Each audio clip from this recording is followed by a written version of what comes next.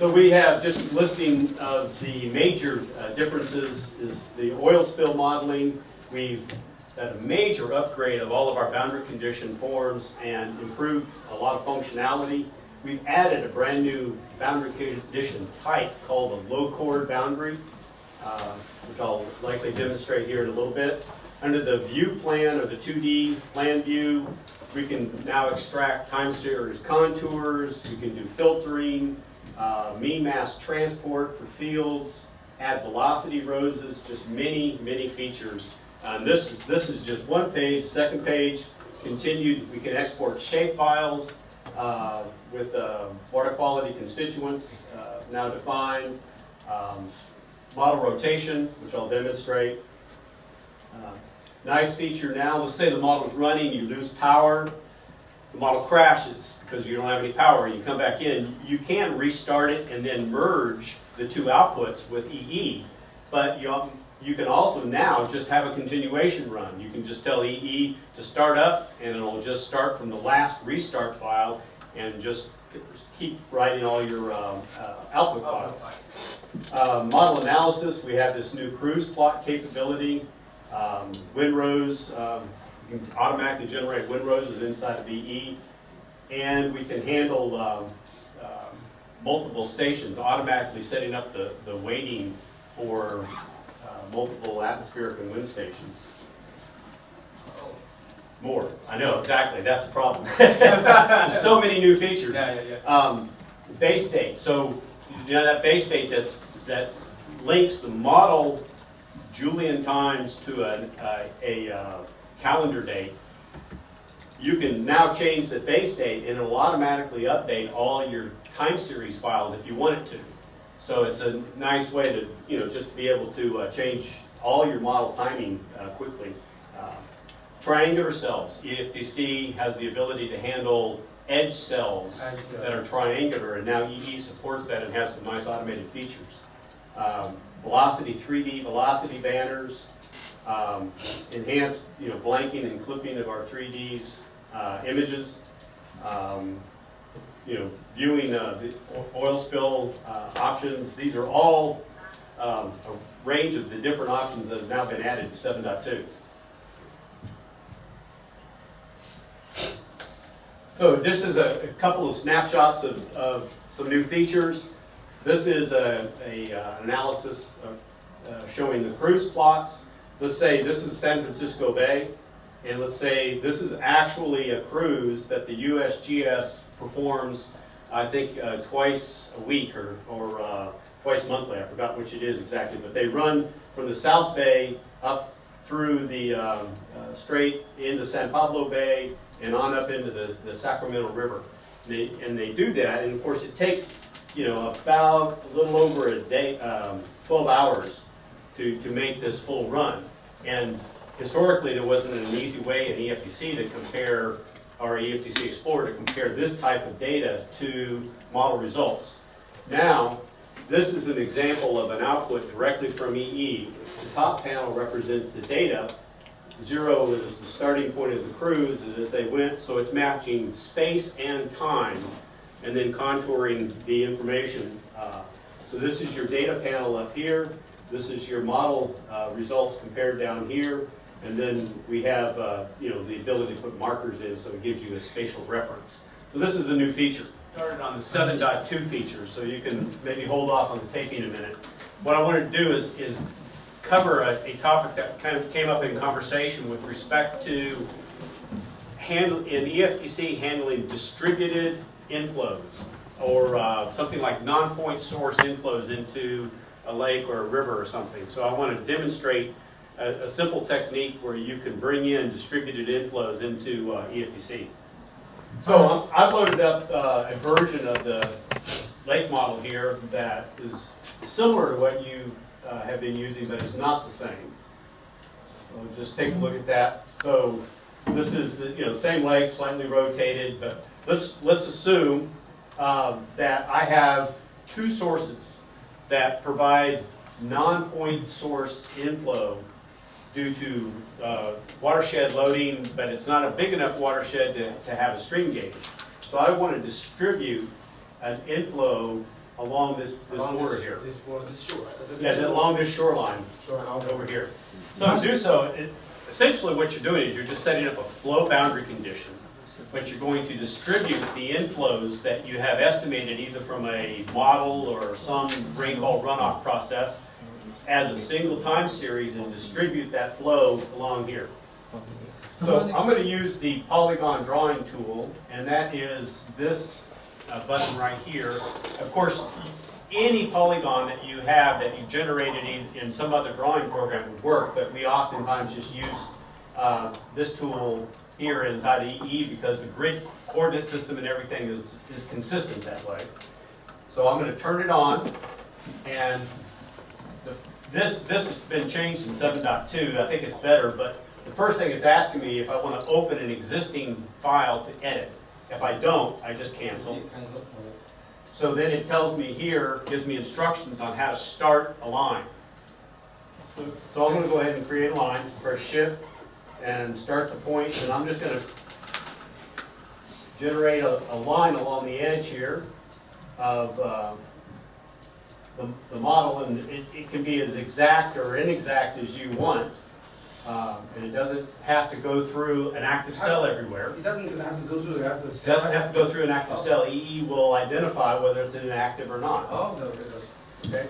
And to end, I just shift and then left mouse click again, and that ends the line. So this is going to be my NPS source, and that's what I'll give it a name.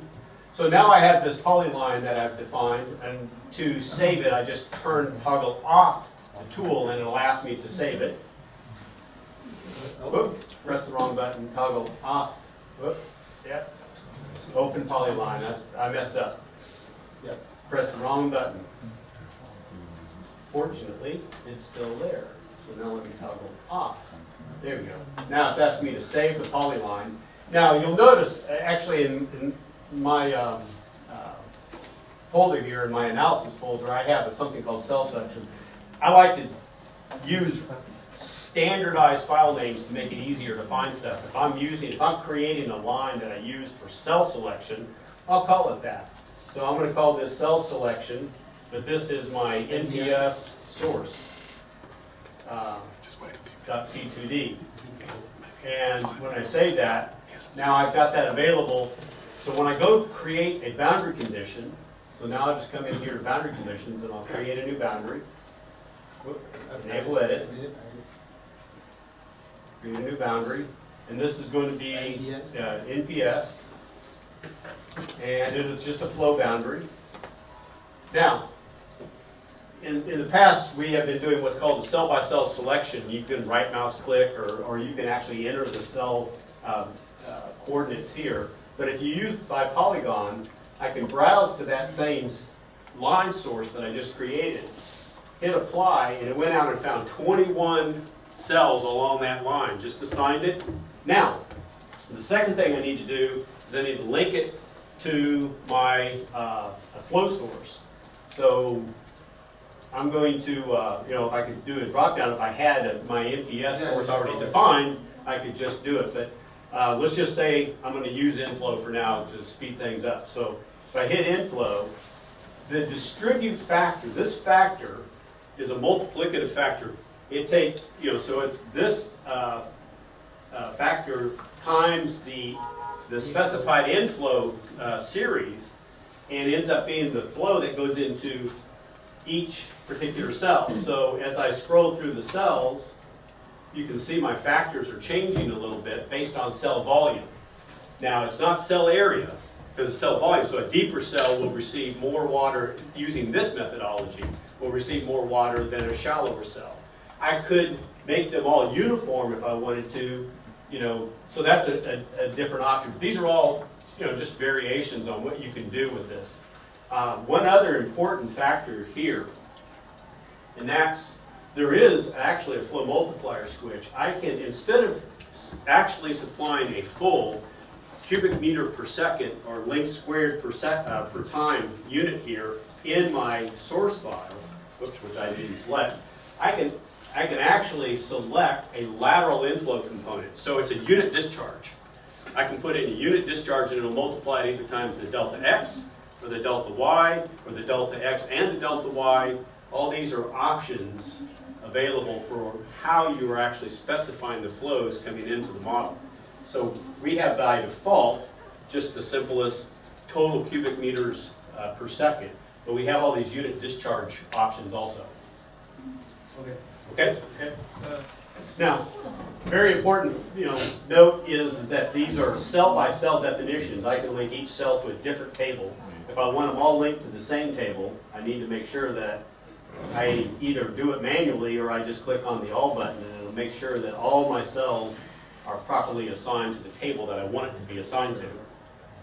So now that they are, and I've got my flow switch, when I say, okay, there's my boundary condition, I can view the group, which is the same thing as my inflow curve over here, because I use the same curve, or I can look at it on a per cell basis and look at the individual distribution. If I assign pollutants to that, then my concentrations come in. Everything is now distributed inflow, and I can actually change it by layer if I want. It can all come in at layer 1 or layer 5 or 4, whichever. You have complete control over how that enters the model domain. 它这样的话，相当于是就将你的那个 The new feature is whenever you generate any kind of time series or really any kind of line plot, you have available to you the ability to generate low pass and high pass filter analysis of the data.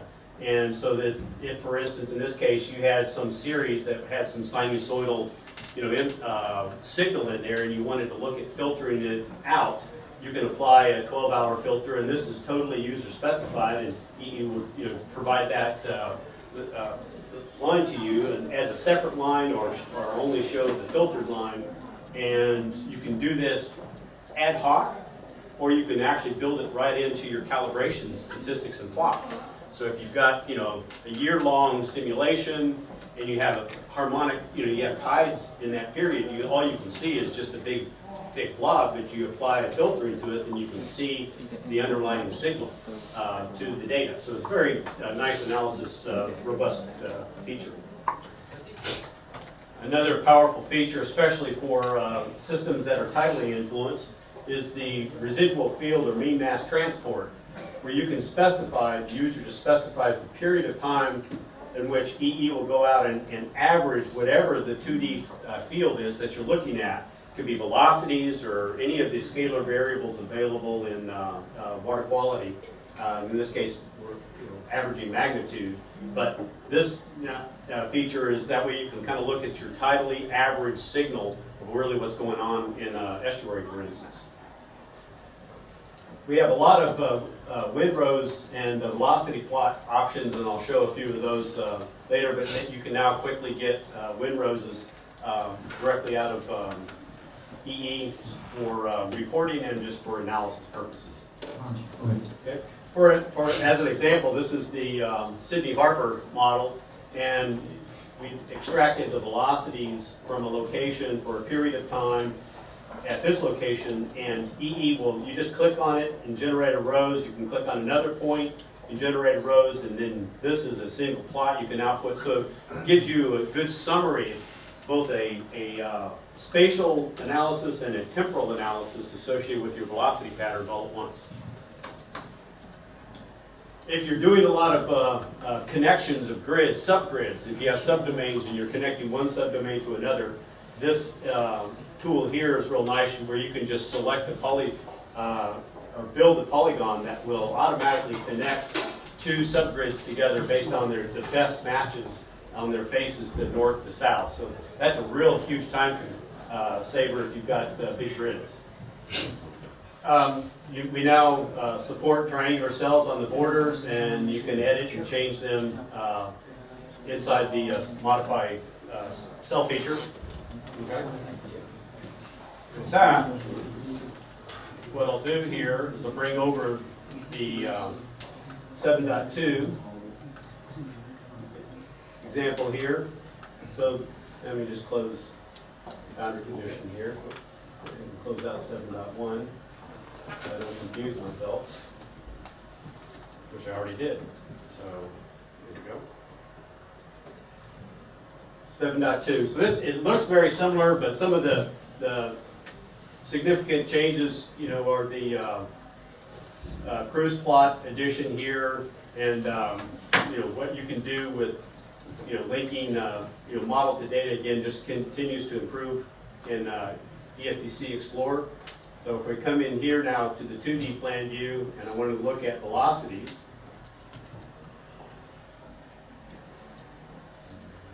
eventually it'll come back. There we go. Zoom in down here, and let's say I want to, you know, generate a velocity rose. I just right mouse click on the cell, and I can get a velocity rose. And I can pick the time I want to extract, which I don't want to extract that long because it'll take too long. So let's just pick a period here. About 2 days. Should extract fairly quickly. And so this provides the quick summary of the velocity plot at that location. I can change all the scales, sectors, all the formatting. A lot of format control is available to you. And one of the things I can export and I can show on the plan view. And then this thing closes out. There's the little pointer, and it shows you what cell that it's connected to. And then as you zoom around, and you can bring in multiple cells, and I'll show them on the same plot. So if we turn on the animation, will this the rows map? The rows map does not animate because it's an average Average period. Okay. for the specified period. For the 2 days, right?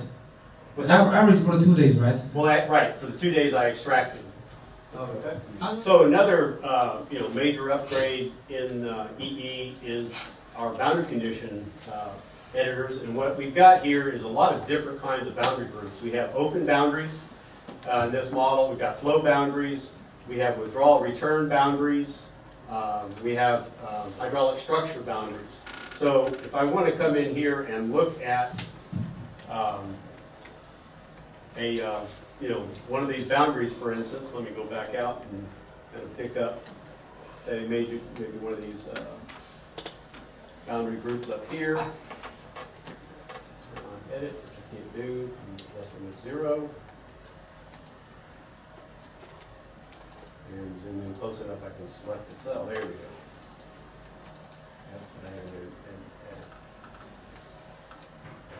So this is the new form, and every form has been redesigned, but you'll notice now, for instance, instead of just having to put in a number, that ID that you've associated with your series is now available to you here, so you can clearly see whether or not... Which series, right? Well, right, which series you're linking, whatever temperature series you're linking to this current group. Okay, gotcha. So every form has been customized for the particular boundary group that it is. So over here on the open boundaries, similar you know, linkage to the tables, but you know, because every boundary condition has its own unique set of characteristics, you know, we've just made the whole form more robust and complete in the ability to control and manage these boundaries. Now with that, let's just look at another example here.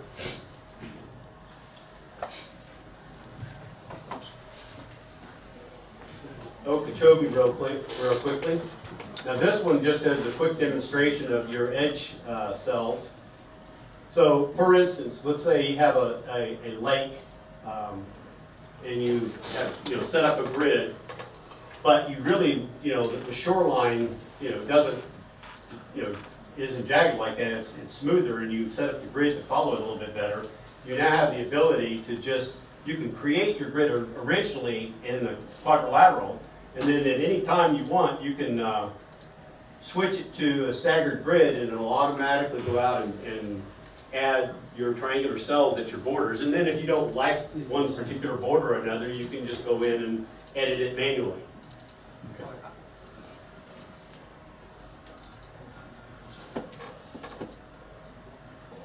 Oh, let's load up the other one here. Let's go run. We need output to do this.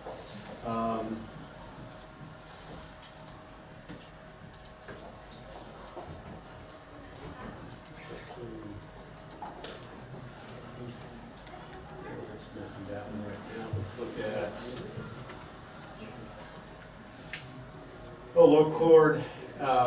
This is a new boundary condition in EFDC, and the concept is, bring up a 3D view of it. This is a very simplified example using a trapezoidal channel. But the idea is that you have a bridge, and the bridge, as long as the water is flowing in the river or stream below the bridge, it's full hydrodynamics are in effect. But once the flow reaches the low chord of that bridge, a new hydraulic regime is established. And if you have a rating curve for that hydraulic regime for the bridge, you can put that rating curve into EFDC, and EFDC will handle that condition now within a simulation period. So I'm going to go in here and real quickly change this to solid color and gradient for the surface. Turn on lighting so you can see the trapezoidal color a little bit better. And then at this elevation here, this bridge or this line here represents roughly the elevation of the low chord. So as I step out here in time, oops, not that, go to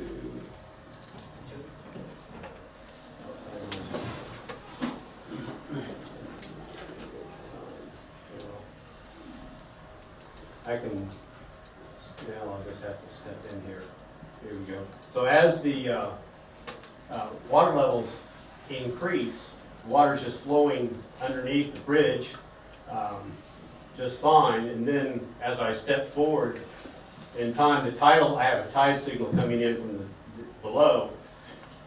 But I begin to, the flood peak level coming in at the upstream boundary here begins to impact the bridge, and I start having overtopping of the bridge, and you can actually see a step in the water surface elevation due to the effect of the bridge here now.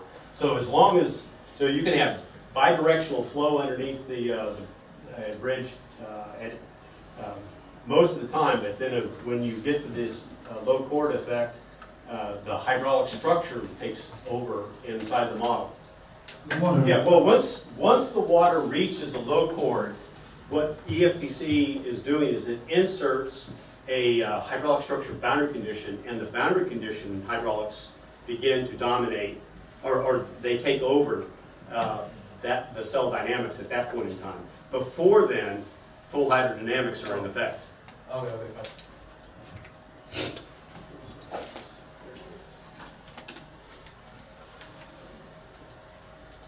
If this model had been running and had crashed, and I had a restart file available, this continuation button would have been enabled, and all you got to do is click on the continuation button, and then basically hit start, and the model will, we have to save it, but then EFDC will just continue from the last restart file automatically.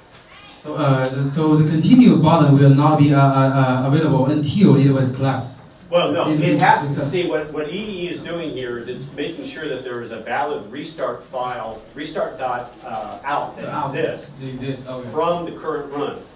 And if it does, it allows you to just continue a restart from that, or continuation from that point. Okay. So let's say we've got another case here. Well, actually, we'll do it in this one. This is the Apalachicola Bay, and let's say actually I prefer the orientation for the plotting for this to be a north-south printing. My grid, this is correct with respect to the grid. I'll bring up the north arrow here and show you what I'm referring to. So,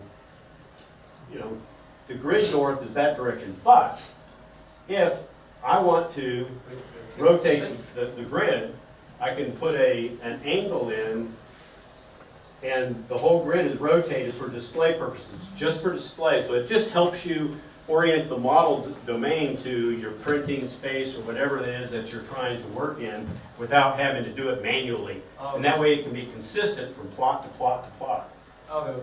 Yeah. So let me stress the model coordinates, nothing's changed as far as the actual application. It's just the display. Okay.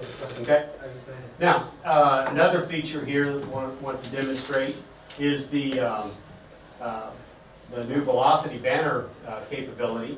So traditionally, when you're trying to display velocities in 2D and 3D, it gets quite busy quite fast.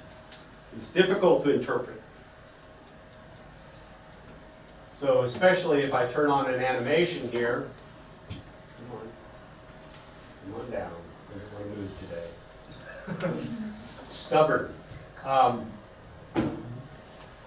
So if I turn on an animation, you can watch the vectors move in and out. This is an inlet right here, and there's another inlet down here, and there's islands that exist all along the edges over here, so there's no flow at these boundaries. But very difficult to interpret this kind of result because there's too much going on. So what we've done is we've generated some new features for looking at your velocity. And what we're talking about here is a velocity banner. And the concept here is that one just does not want to move. So I'm just going to hide I'll hide that frame so that it doesn't want to move for some reason or another. Still doesn't know. There we go. Stubborn. So what I want to do is, it's like a flag. So as the velocities are moving and changing with time, it's like this banner or this flag is flying around. So I just look here. If I want to do it on say a 3x3 and change my velocity scale, I can now see how the banner is changing, and I can change the color of the banner by depth so you can see it a little clearer. Let me just turn on the solid color for the bottom. See that a little bit better, and I'll turn on light. So once light's on, then you can see, and again, it's kind of a flat bottom, but you can see a little bit better. And then, turn on more vertical exaggeration. In this case, I'll just raise it up to like 15, so you can see things a little clearer. And then turn on the animation. You'll be able to interpret it just because the banners are connected. Your eyes are drawn to your brain. It just interprets this data a little bit easier as you're looking at all that information moving around. So you can see the tide going in and out. You can see, this is a deep channel on the back side here, bringing in freshwater flow down this channel, and you can see a real strong flow divergence, at the different depths based on the tide and density signals being applied and wind signals. So this is just a new velocity viewing option in the ESCC Explorer 7.2. Okay. JetBlue. Let's look at the new functionality there. Okay.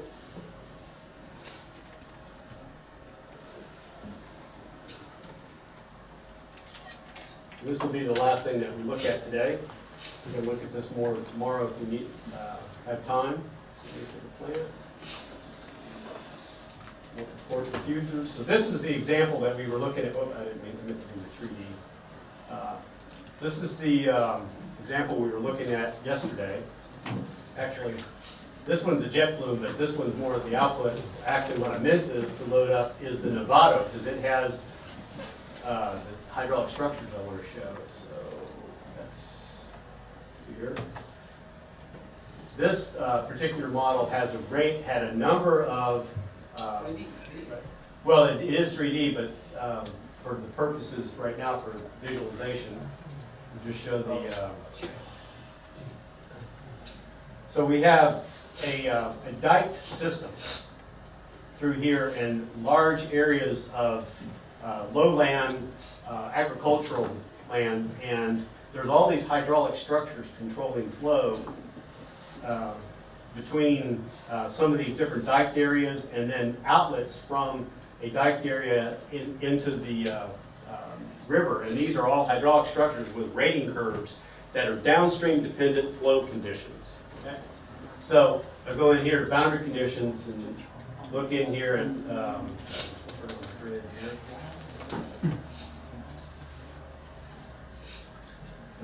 edit. So this is the new hydraulic structure boundary condition. It's a much more robust capability. We now have, this is where you set your type of hydraulic structure flow conditions, whether or not it's by upstream depth, elevation difference with flow acceleration, or just upstream, downstream elevations, or this is where you define the low chord options. Then, based on your settings here, you have a range of different options that will vary down here, but it's explaining right here how, depending upon which option you select here, how EFDC is actually computing the head that goes into the lookup table. So you have a lot of flexibility here. But one of the big things now is that this is the same editor that you've seen before for time series, but for these types of boundary conditions, it has to be a grid because it's an upstream and downstream condition. So this is your upstream head, your downstream head, and your flow lookup in the upstream downstream tables. And then I can plot these up and look at, say, for instance, what do these flow curves look like? So this provides a, looking at, depending upon what the downstream head is, as the downstream head increases, I get more and more submergence and less flow. And so this is just kind of showing what's, the rating curve for that particular structure. Just in this mode, it's more of a QC check. But you can also, go in here and EE will actually compute the flow at a particular time and tell you what the flow is inside of EFDC. So very robust capability now for handling and managing hydraulic structures. Will you close it, the two windows here? Will show how the flow derives? Oh, yeah. Yeah. You mean? No, not this. Not this? This one, close it. Yeah, it's right here. It's the flow control time, right? Right. It's controlled by the upstream and downstream elevation. It means that this grade, the flow in this grade derives from the upstream and downstream elevation, right? Right. It's whoever developed is managing that structure, designed that structure. You have a rating curve for that structure, and so what we're doing is we're just bringing in that rating curve into the model, and what's coming into it are elevations. So if I know my water surface elevation upstream and I know my water surface elevation downstream, I know my flow based on the rating curve. And a given upstream head, and as the downstream head increases, it begins to submerge the hydraulic structure, and your flows will decrease as your head increases. And those tables can be now put into EFDC and the EFDC Explorer, and you can visualize it and manage it more effectively now. Even if you had like a series of pipes underneath a major road, and you knew the hydraulic behavior of those, then you can put that table into EFDC, and then the EFDC can handle that structure just fine. Okay. And with that, there's a lot of details we can play around with. Time series contours are nice to be able to display. That probably wouldn't. Now I don't have the right model loaded. So, but we have this. I'll stick around and keep showing features if you guys want to stick around. But I think we should pretty much call it a quits for the day.